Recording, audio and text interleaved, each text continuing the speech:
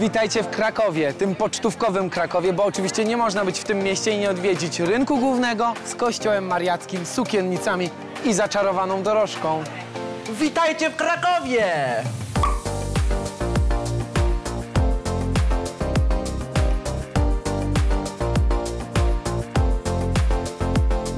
Cześć, mam na imię Tomek. Mam na imię Łukasz. To jest Zuza. To jest Marcin. Papina McQueen, najsłynniejsza drag queen w Krakowie i jej królestwo. No i co, dotykasz ten jedwab? Jesteśmy dzisiaj w Krakowie, jest super pogoda, zaraz wybieram się na miasto. Będę waszym przewodnikiem po Krakowie. Pokażemy wam dużo miejsc, które was zainteresują.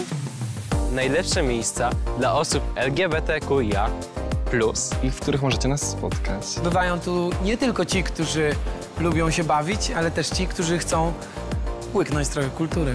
Miejsce wyjątkowe w mieście Królów Polski. I do kilku takich miejsc was dziś zabiorę. Tutaj jest multum różnych ludzi. Przyjeżdżają ludzie z zagranicy, są różnie ubrani, mają różne orientacje, różne upodobania. Kraków jest bardzo otwartym miastem. Uwierzycie. Imprezy, kluby, knajpy, różowe plotki, tęczowe tajemnice, etc., etc.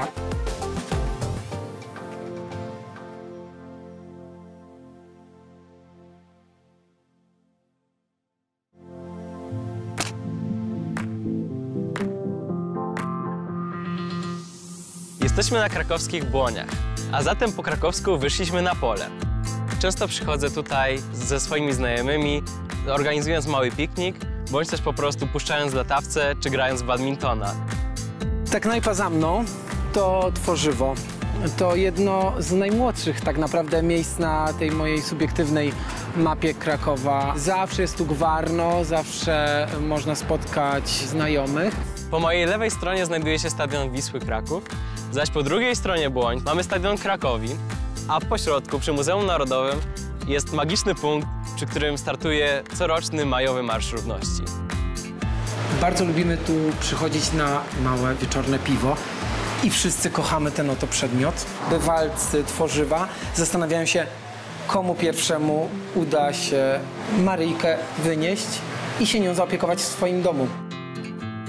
Jako mały chłopiec, wbrew rodzinie, zdecydowałem kibicować Krakowi z bardzo prozaicznego powodu. Otóż stwierdziłem wtedy, że stroje Krakowi są dużo ładniejsze od strojów drużyny Wisły, co czasem powoduje spore spory rodzinne, ponieważ mój tata jest zagorzałym fanem Wisły. Także kiedy przychodzi do derbów, czyli do pojedynku obu tych drużyn, mamy w domu ciężki czas. Przyjacielska, sympatyczna atmosfera. Barmani pamiętają, jakie piwo lubisz. Na tej mojej osobistej liście w tej chwili, no nie wiem, czy nie jest to numer 1. Kolejnym punktem naszej podróży jest zalew w Kryspinowie, tuż nieopodal Krakowa przy zachodniej granicy miasta. Jest to miejsce, które co roku w wakacje przyciąga setki krakowian szukających ucieczki od zgiełku miejskiej dżungli. To tutaj Beata Kozidrak kręciła swój teledysk do Jeziora Marzeń. Wspomnienia palą mnie jak słońce, wspomnienia jak lawa gorące, uciekam przed nimi, tak chcą. My zaś jesteśmy tutaj ze szczególnego powodu, ponieważ za mną, po drugiej stronie jeziora, znajduje się miejsce wyjątkowe na mapie okolicy, a mianowicie gejowska plaża nudystów. Osobiście nigdy nie miałem okazji wybrać się w to urokliwe miejsce. Dowiedziałem się o nim całkiem przez przypadek. Przeglądając jedną z aplikacji randkowych, natknąłem się na profil mojego kolegi, który siedział przede mną w podstawówce, więc już ładny parę lat temu. I właśnie w opisie wspominał o gejowskiej plaży nudystów, co muszę przyznać, że bardzo mnie zaintrygowało i z chęcią odkryję jej uroki. Jesteśmy na krakowskim Kazimierzu, w takiej dzielnicy, którą właściwie można by nazwać takim mikro-Le Marais. Nie wiem, czy wiecie, co to jest Le Marais. To jest taka dzielnica w Paryżu, która jest dawną dzielnicą żydowską, ale upodobało ją sobie środowisko LGBTQ. Łączy w sobie z jednej strony tradycję żydowską, z drugiej strony bardzo współczesne życie gejów i lesbijek. Kazimierz jest pod tym względem bardzo podobny. Bardzo dużo gejów i lesbijek właśnie tutaj mieszka. Tutaj też jest mnóstwo knajp skierowanych specjalnie do właśnie tej grupy odbiorców. Jednym z takich miejsc, które jest bardzo gay-friendly, jest Hevre, w którym zazwyczaj spotykam jakichś znajomych barmanów, między innymi Daniela. Tutaj się spotykamy, opowiadamy sobie różowe plotki, tęczowe tajemnice, etc., etc. Znajdujemy się w Echeverrii na ulicy Świętego Józefa. Albo Józefa, bardziej Józefa. Józefa. Józefa. Przecież mówię, że Józefa. Ale nie świętego. Aha. Tutaj nie ma świętych. Jest tutaj ciemno, mimo tego, że na zewnątrz mamy środek dnia.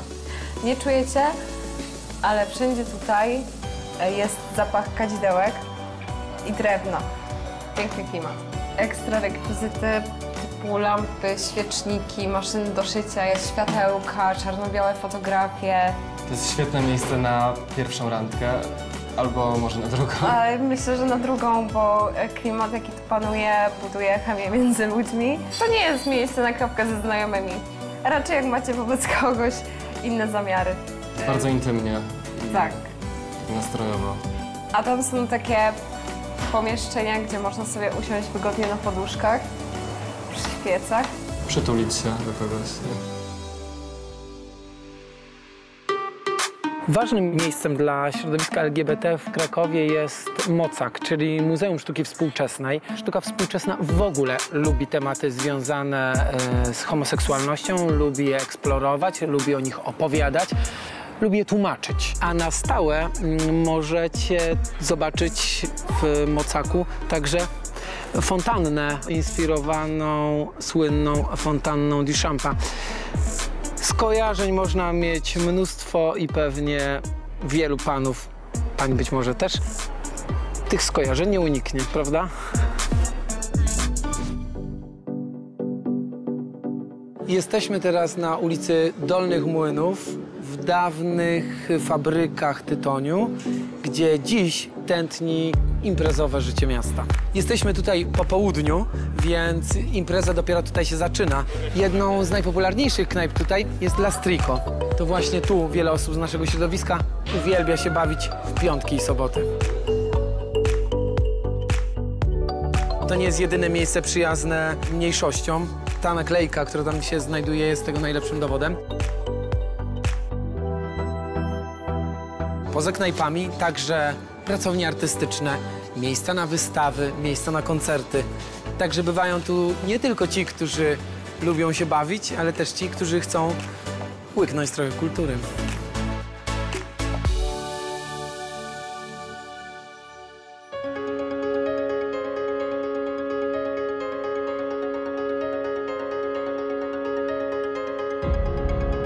Wdrapujemy się właśnie na jeden z 5 kopców w Krakowie. Na ten najstarszy, kopiec Krakusa.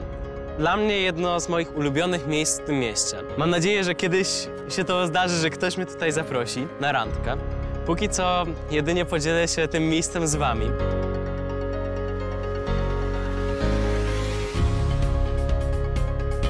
Według mnie największym atutem tego miejsca jest przepiękny widok na panoramę Krakowa. Jest on wspaniały zarówno za dnia, kiedy możemy podziwiać całe miasto, włącznie z Wawelem, jak i nocą. Można po prostu rozłożyć się na kocyku, spojrzeć do góry i zobaczyć piękne niebo rozświetlone gwiazdami. Czy jest lepsze miejsce na randkę? Wdrapałem się na kopiec. Niestety, jak widzicie, jestem sam, co znaczy, że kolejna moja randka nie zdała tego egzaminu. A to jest idealny sposób, żeby zobaczyć zaangażowanie waszego przyszłego chłopaka bądź dziewczyny. Jeżeli nie chce jej się dotrzeć na sam szczyt, nie warto nawet zaczynać.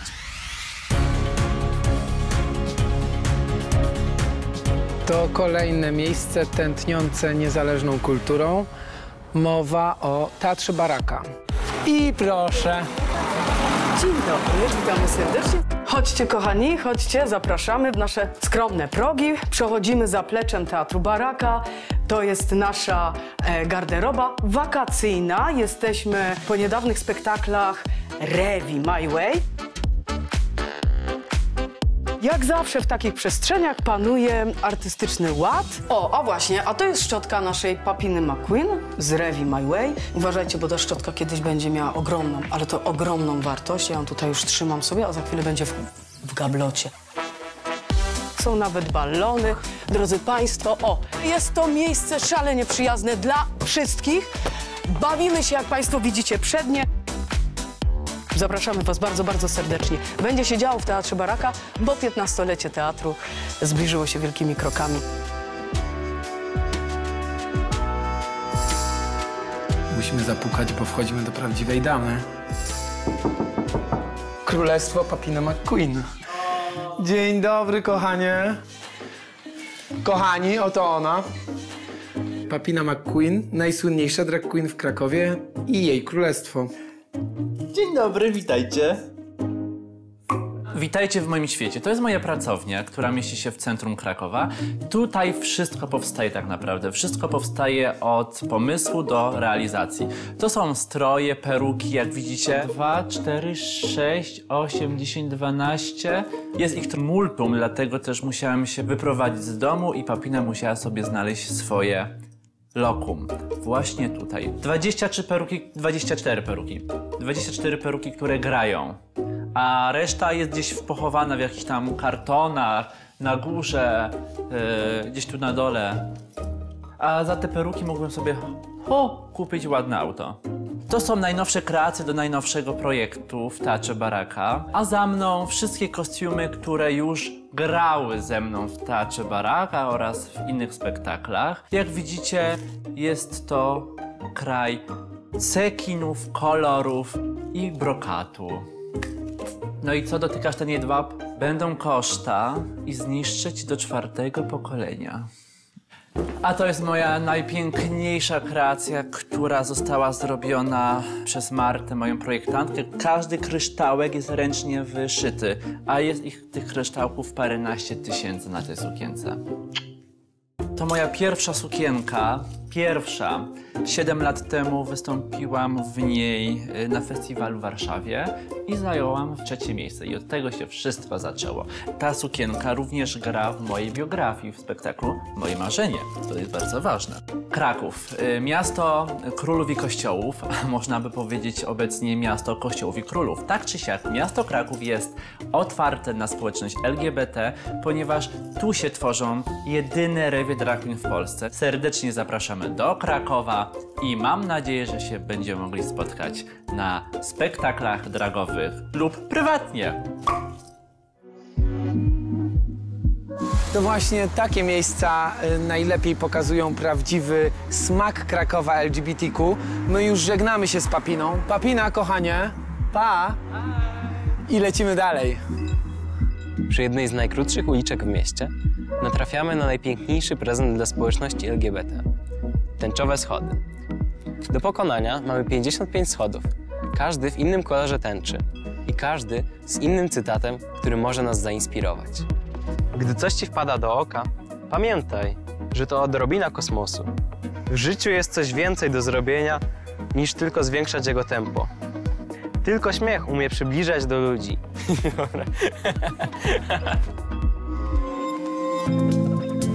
Znajdujemy się w jednej z najbardziej wysmakowanych kawiarni krakowskich, czyli w kawiarni literackiej.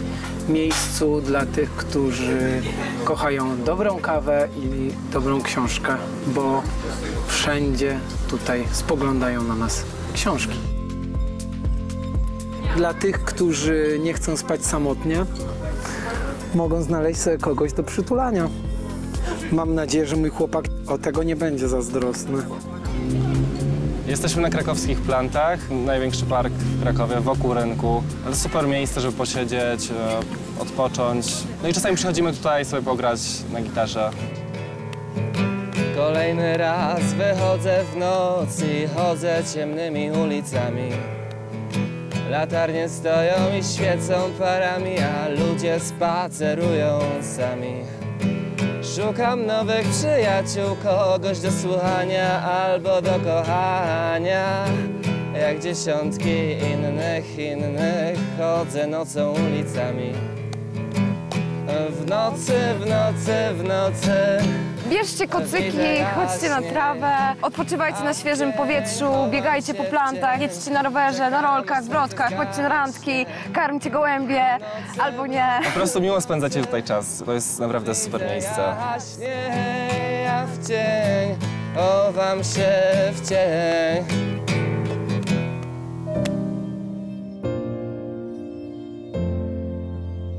Każde szanujące się miasto ma swój most zakochanych. Kraków oczywiście musi być wyjątkowy, więc my mamy kładkę zakochanych. To jest kładka Bernatka. Możecie na niej znaleźć mnóstwo kłódek zapiętych przez zakochane pary, które wierzą, że jeśli ich kłódka tutaj się pojawi i zostanie zamknięta, no to miłość trwać będzie wiecznie. To też jest miejsce LGBT friendly, bo właśnie możesz powiesić kłódkę, nieważne czy kochasz chłopaka czy dziewczynę. Ciekawe, ile ten most wytrzyma tych kłódek. No, muszą być strasznie ciężkie. Jest ich masa. Zresztą po drugiej stronie jest chyba więcej.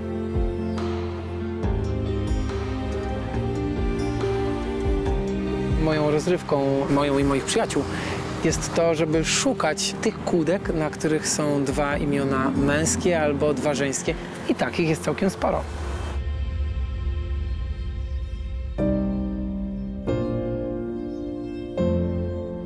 W weekendy z moimi przyjaciółmi bardzo często jesteśmy na tej kładce i łazimy w jedną, i w drugą, w jedną, i w drugą. No wiecie, jak jest. No i w ogóle to jest super miejsce, mega romantyczne, zawsze jest, co noc jest oświetlone. Kolorami tęczy zresztą. Szczególnie w zimie, tak z powitą mgłą wygląda super. Po prostu, no, musicie zobaczyć to miejsce i zabrać swoją drugą połówkę. W centrum miasta w Krakowie, wbrew pozorom, wcale nie mamy zbyt dużo miejsc stworzonych z myślą o środowisku mniejszości seksualnych, ale nie znaczy to, że nie ma ich wcale. Jesteśmy na Sławkowskiej. To jest zaraz obok ulicy Floriańskiej, często uczęszczana ulica tu w Krakowie, zaraz obok rynku. Coś, co może was zainteresować, to pub Lindo. Lindo z hiszpańskiego ładny, piękny, doskonale oddaje charakter tego miejsca. Jest to miejsce, do którego możecie przyjść samemu, usiąść przy barze i być pewni, że będziecie się świetnie bawić. W ciągu ostatnich kilku tygodni natrafiłem tutaj chociażby na artystów z Cirque du Soleil, czy też na jednego z finalistów Eurowizji. Są ludzie, którzy przychodzą tutaj codziennie. Ale dla mnie osobiście hitem tego miejsca jest duży, różowy, neonowy flaming. Na dole gwar, na górze cisza i spokój. A nie spokój? Znaczy, to była chyba kiedyś cisza, a spokój był tam, ale Właściwie nie wiadomo, co jest ciszą, co jest spokojem. Kiedyś był i spokój, i cisza, a teraz mamy gwar, ciszę, spokój, ciszę, gwar. Ale nadal jest bardzo klimatycznie i w ogóle to miejsce wygląda super, musicie je zobaczyć. Poza tym, jeżeli macie dość miejskiego gwaru, to w ciągu dnia to naprawdę jest cicho. Mamy teraz sobotę wieczór, więc krzyki na dole z innego pubu. Poza tym są książki i planszówki, gdyby I tak ktoś się mu się skusił, czekając na randkę. Jest naprawdę bardzo duży wybór. Także... I jest bardzo duży wybór herbaty. O tak. O tak. Grzane wino w zimie z bakaliami. Ja zawsze przychodzę tutaj na grzane wino. Po prostu musicie spróbować. Teraz jesteśmy przed Ciemnią. Jedno z najbardziej chyba kultowych miejsc, taka afterownia. Generalnie, kiedy impreza w Kokonie czy w Blafie się kończy, wszyscy przychodzą tutaj, więc najtłoczniej i najciekawiej jest około 3-4 nad ranem. No i kiedyś mogli tutaj przychodzić tylko faceci. Dzisiaj jest pełna emancypacja i dziewczyny tak samo mogą wchodzić. Czasami są imprezy tematyczne, gdzie... Właśnie, opowiedz bardziej o tych imprezach tematycznych, jaki to ma charakter. Znaczy to są imprezy, gdzie ludzie przychodzą nago. W sensie nie byłem nigdy, więc nie mogę się powiedzieć za bardzo o szczegółach, ale są imprezy na przykład typu Glow, gdzie jest bardzo dużo świateł, brokatu i jest, no w ogóle bardzo lubimy to miejsce. Bardzo sympatycznie. Nawet jeżeli ktoś prześpi się w nocy, obudzi i stwierdzi, że ma ochotę na imprezę, może przyjść tutaj. Świetny pomysł. Bezsenność i ciemnia. Tak.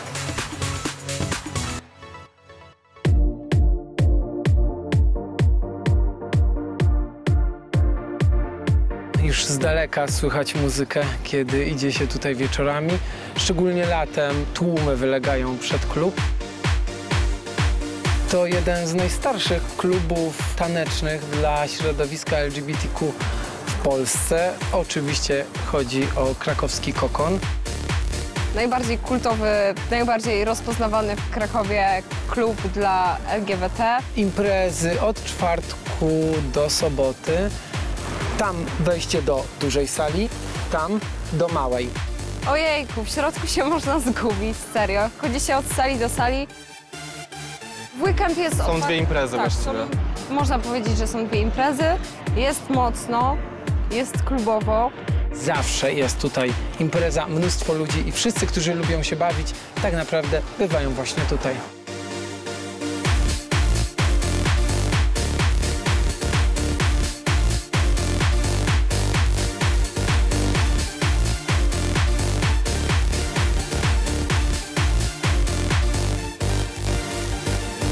Także my kończymy, znaczy my nie kończymy, ale pokazaliśmy wam nasze ulubione miejsca w Krakowie. Ten koniec ma miejsce na Placu Szczepańskim. W tle oczywiście fontanna w kolorach tęczy. Może wy znacie jakieś miejsca, które warto poznać z perspektywy LGBTQ, a które pominęliśmy? Dajcie nam znać. Tak samo jeżeli jesteście z jakichś innych miast w Polsce, również piszcie, co nam polecacie. Trochę się rozpadało, ale deszcz też jest super. Na szczęście mamy parasol. No i lecimy dalej w miasto. Tak, lecimy dalej w miasto. No już koniec, no wiecie, no co ja mam dalej mówić, tak? Cześć, idźcie spać, dobranoc.